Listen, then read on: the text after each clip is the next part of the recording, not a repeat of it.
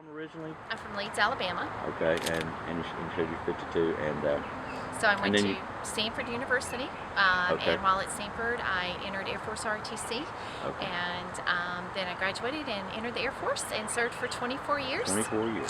Retired Made it as to a colonel. I did, and only 1% of women make it to colonel. Only 5% of men make it to Okay. colonel. So I was very blessed. Where to did you have serve a most of the time, or did you move around a lot? Oh, no, there was no most of the time. You moved around a lot, huh? We did. A lot of overseas action? Yes. Well, first of all, they sent this Southern Belle to Minot, North Dakota for her first assignment, Okay. which is only 30 miles south of the Canadian border. There So you that go. was a bit of a culture shock. Okay. But yeah, I served throughout the U.S., up down to Florida and up to Utah and all in between. My second assignment was in Belgium, and then I was also assigned to England and to Germany. But throughout my career, I went to different countries and for different reasons, working with their military and stuff, but all the way from China to Slovakia and down to Kenya. So wonderful opportunities that I was very blessed to have. And then you retired back to your hometown? I am. I'm retired and back home. Click your heels 3 times. There's no place like home. Okay.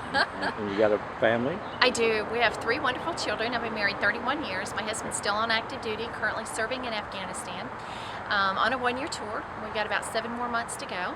But we have 3 wonderful children. Right now, the oldest is 29, and she has a job in Texas. Then our middle child is 23, and he's a senior at Birmingham Southern. And then our baby is 20, and she is a junior at Troy University. Okay. Yeah. I almost went to Troy on a scholarship. I ended up going to Alabama instead. But, Well, I'm a huge Roll Tide fan, so I think that was a good decision. well, you're in good shape then. So what made you decide to run for public office? The bottom reason is I care. I've already had a career, I've already had a title, I've got a retirement. So what I found out just sheer by accident, I got in the car and the radio was on, and I found out that Spencer Bachus was on the list of the most corrupt politicians in America. And I am so proud of where we're from and who we are. I was raised here, and they taught me, family values, love of God and country, and to be the best person that you can be. And so there was no way that a representative from our area that grew up here would be on the most corrupt list. So instead of just taking what I'd heard, I did my own research. That's what the military teaches you to do your own research. And I was on a mission to prove them wrong, that no way would he be most corrupt. And after almost a month of research, the more I researched, the disappointed, frustrated, angry I got. And I found out what they already knew and why he was on that list. And it's kind of funny though, but my husband would come home at the end of a day, working all day, and I would just for weeks give him the results of my research, and I'd just tell him all about it, everything I had found out. And so finally one day I said, somebody needs to do something. And he said, you're somebody. And of course at first I was like, well, I meant somebody else. Right. And then friends and family started encouraging me, and I started thinking about it and praying about it. And I'm just here to tell you, if you ask God for guidance, you better put on a seatbelt, because here it comes. Right. And I just started getting a real passion and a real burden, because my entire adult life has spent supporting and defending our Constitution. And that Constitution says representational government. And he obviously does not represent us, but in my research I found that not only does he not represent us as a people, but he's not taking care of his people.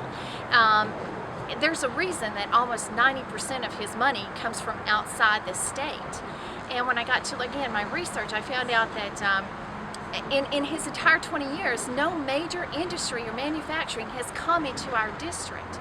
But we have the most to offer in this state, but it's come in north, south, east, and west of our district, but not in our district. And so that was just one example. And then I talked to some leadership in Pleasant Grove after the tornado, and I found that he'd not even visited there.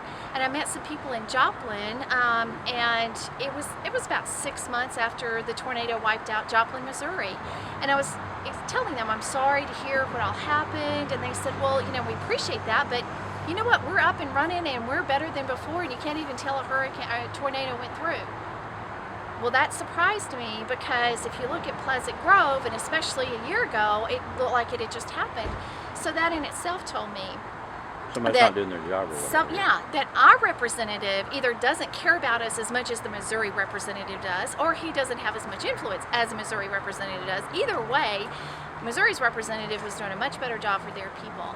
And so again, just things like this just started coming up, and I just found out that he did not represent us, he did not care about us, and I just couldn't let that continue, because that Constitution says representational government. He does not represent us. Among the things that you found in your research, was chief among them the connections to the big banks and the influence they have there? Because I did a big story about that myself. Well, you know what? Again, we know that he helped.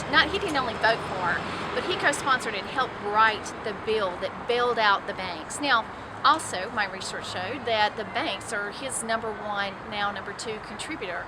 And what really got me, I didn't agree with the bank bailout, but what really got me was, now that the banks got the taxpayers billions of dollars, and that's the taxpayers' money, not their money. They got the billions of dollars from the taxpayers. Then the banks went back to the taxpayer and took the one thing that the taxpayer had, and that was their homes, and started jerking it out from underneath them.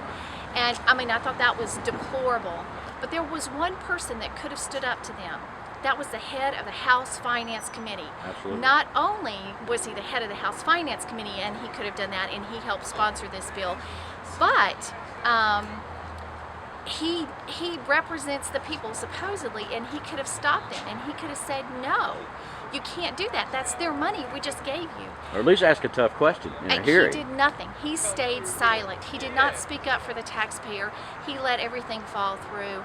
And that's just, again, that was unacceptable. Again, more of my research just showed. And I found out that he's known as the silent representative. Now, he's been there 20 years, and he's known as a silent representative because he doesn't speak up on issues. Yeah, you never see him.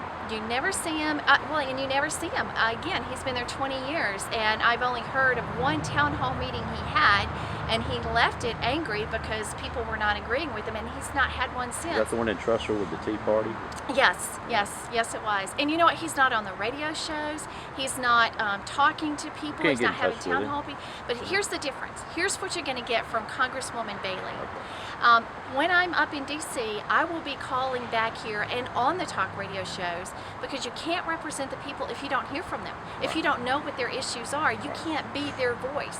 When I am at home, and by the way, he's been here on recess for 3 weeks now, and you haven't seen him. I've been out in all the different towns. I've had numerous events where he has been invited at the same time to share the stage. He won't share the stage, and I'm talking to the community. So Congresswoman Bailey, when she's home on recess, every week I will be in a different town in our district talking to the people and hearing again their issues. Again, I believe you need a representative to take your issues to DC, and I think it's upside down. I believe Congress is broken because they don't represent the people. They tell us what we can and can't have instead of us telling them, the public servants, what we want them to do for us. But here's another thing. In the military, you're taught that the taxpayer dollars that you have to spend, it's not your money, it's a taxpayer's money. If you spend that money, then the taxpayer better benefit from it. And of course, in our job, it was the defense of the nation. Right. And so I was taught, even when I first came on, my first budget was $1 million. It scared me to death because I'm right out of college and I've got $1 million. But of course they teach you, break it down, compartmentalize it, and this is how you budget your money. And so by the time when I retired, I had a $4 billion budget, and I was less scared of that budget than I was the $1 million, because I learned and I was very accountable to the taxpayer. Here's what Congress thinks: it's their money. They think it's their money, and they spend it left and right on, blow it on everything. They don't feel like they're accountable to the taxpayer. And if they don't have enough money, well, they'll just increase the national debt, and then they'll spend that, and then they'll increase the national debt. Bachus has voted 7 times to increase our national debt. He's been part of that out-of-control spending of Congress. And if we want it to stop, then we've got to stop sending the same people up there.